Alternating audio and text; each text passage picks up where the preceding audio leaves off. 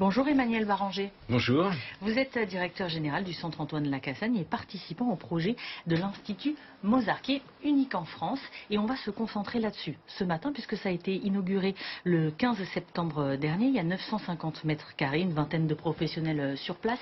Et l'objectif, c'est d'essayer de mieux accompagner les malades atteints de cancer. Alors déjà, ça fait un petit peu plus d'une semaine que ça a ouvert. Quels sont les premiers retours d'expérience? Les retours sont plutôt positifs, avec une affluence relativement importante durant la première semaine. Voilà, donc plutôt satisfait de cette ouverture et de cette première semaine de mise à disposition de cette offre de soins de support pour les patients atteints d'un cancer. Alors l'objectif, c'est de mieux accompagner ces malades du cancer. De quelle manière? Alors oui, peut-être avant de vous expliquer pourquoi, peut-être une petite introduction. Il faut bien savoir qu'en France, les patients qui sont atteints d'un cancer, 85% d'entre elles se plaignent d'avoir des effets, des symptômes liés soit au traitement, soit au cancer. Ça peut être de la douleur, ça peut être des troubles psychologiques, voilà, des éléments comme ça. Et aujourd'hui, les soins de support, c'est-à-dire l'accompagnement psychologique, diététique et l'accompagnement social, est insuffisant en France. Il y a une vraie inégalité d'accès. C'est pas moi qui le dis, c'est une enquête nationale faite par la Ligue nationale contre le cancer qui dit que 25% des patients atteints d'un cancer ne sont pas orientés vers les soins de support. Donc on répond à un réel besoin. Parmi ces patients, il faut bien savoir que les raisons pour lesquelles ils ne vont pas vers des soins de support, soit parce qu'il n'y a pas d'offre, soit parce que pour des raisons financières, soit l'éloignement géographique. Donc nos missions, elles sont triples en fait. C'est accompagner les patients atteints d'un cancer par une offre qu'on pourra détailler si vous le souhaitez. C'est participer au dépistage. Vous savez qu'en France, le taux de participation au dépistage, il est relativement faible. Il est faible dans notre département également. Et puis également, aller dans les vallées pour aller voir les patients qui sont atteints d'un cancer et qui, plus difficilement, viennent sur le littoral pour accéder à une offre de soins.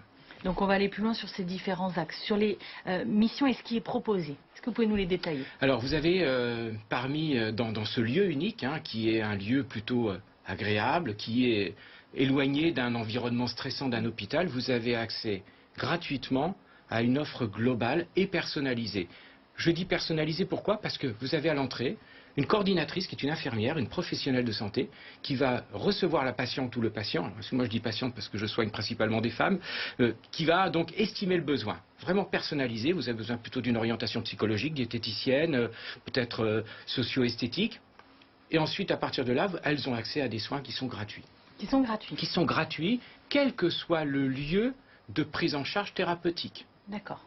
Et vous parliez également des déplacements qui sont réalisés dans les vallées. Donc cet institut sert aussi à lutter contre les déserts médicaux. Exactement. D'inégalité d'accès à des soins de support. On sait déjà que c'est vrai pour l'accès thérapeutique, mais également pour les soins de support. Donc nous allons régulièrement nous déplacer avec l'équipe. Il y a une vingtaine de professionnels à l'inauguration, ce qui est déjà pas mal, permettant d'obtenir une offre qui est quand même relativement conséquente, qui ne demande qu'à s'étoffer bien évidemment, mais d'aller dans les vallées, dans les différentes parties de l'arrière-pays niçois pour des patients. On l'a déjà fait cet été. Nous sommes rendus compte, nous l'avons fait à Puget-Théniers, nous l'avons fait à Saint-Martin-Vésubie. Donc il y a un vrai besoin sur place. Oui, il y a un vrai besoin. Il y a un vrai besoin de la population, d'information, d'accompagnement. Alors, je rajouterais aussi que c'est ouvert aux aidants, évidemment. Voilà. 3 millions d'aidants en France qui accompagnent les gens qui... Et aussi peuvent bénéficier d'un soutien psychologique. Bien sûr, c'est l'objectif aussi. Oui. Alors pour l'instant, c'est réservé aux adultes ou des jeunes adultes, mais s'il est possible qu'à l'avenir, on puisse l'étendre aussi aux enfants malades.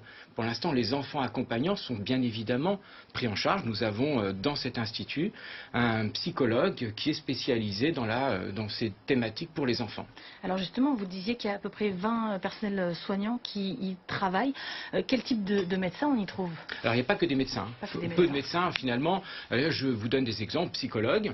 En fait, on a réuni nos compétences avec le conseil départemental qui a une compétence dans le domaine et nous qui avons une expertise dans le domaine également, psychologue, diététicienne, réflexologue, socio-esthéticienne, coach en activité physique également, des ateliers collectifs parce qu'on gère aussi les effets indésirables des traitements, donc des ateliers collectifs. Je vous donne un exemple, la gestion de l'hormonothérapie à la suite d'un cancer du sein. On sait qu'il y a de nombreux effets indésirables, parfois une inobservance due aux effets indésirables, eh bien voilà, dans un lieu plutôt agréable, convivial, eh bien des petits groupes, parce qu'on reste sur des petits groupes, on va proposer ces éléments. Alors c'est une gouvernance entre la collectivité du département des Alpes-Maritimes et le centre Antoine Lacassaigne. Comment vous gérez du coup l'institut à deux comme ça? Alors il y a un directeur de l'Institut qui va gérer les plannings des différentes équipes qui sont intégrées et mutualisées dans l'Institut Mozart. Chacun bien sûr reste indépendant du point de vue juridique et autres. Et donc voilà, donc il y a une coordination qui se fait très bien. Ça fait 2 ans qu'on travaille sur le projet, donc tout a été vraiment bien cadré. Après, l'objectif de l'Institut Mozart, c'est de s'ouvrir aux autres établissements de santé pour enrichir l'offre, de s'ouvrir à d'autres associations qui s'intéressent à la lutte contre le cancer, bien évidemment. Enfin, voilà, on lance l'idée et je pense que chacun... C'est d'être un modèle, donc. Comme c'est unique en France... À mon sens, oui. Oui. Et tout ça gratuitement, bien évidemment, pour les patients. Oui, tout ça gratuitement. Juste un mot, vous parliez également du dépistage. Ça veut dire qu'on peut se rendre à l'Institut Mozart pour faire du dépistage. Alors, on va faire des actions de sensibilisation au dépistage. Le dépistage reste important. Il est fait dans des endroits bien spécialisés. Je parle par exemple du cancer du sein. Vous allez dans un cabinet de radiologie. Il y a une deuxième relecture qui est effectuée par un spécialiste. Mais sensibiliser sur l'importance du dépistage et en particulier on est à quelques jours d'Octobre Rose pour la lutte contre le cancer du sein. Eh bien oui, sensibiliser sur l'importance du dépistage. Plus un cancer est dépisté tôt, meilleurs sont les traitements, plus efficaces sont les traitements et moins importantes sont les séquelles liées à ce traitement et au cancer. Voilà, il y a un dernier mot pour dire qu'à cet Institut Mozart, il y a une décoration, il y a une atmosphère aussi qui est mise en place afin que les patients se sentent à l'aise. Et comme vous l'avez dit au début de votre interview, qu'il n'y ait pas le stress que l'on peut avoir dans un hôpital. Ça aussi, c'est quelque chose d'important pour l'Institut. Et plusieurs de mes patientes l'avaient dit en consultation. Moi, je veux bien accéder à une psychologue ou à une socio-esthéticienne autre, mais quand je reviens à l'hôpital, j'ai la boule au ventre. Parce que pour moi, ça me rappelle l'endroit où j'étais soigné, l'endroit où j'avais mon cancer.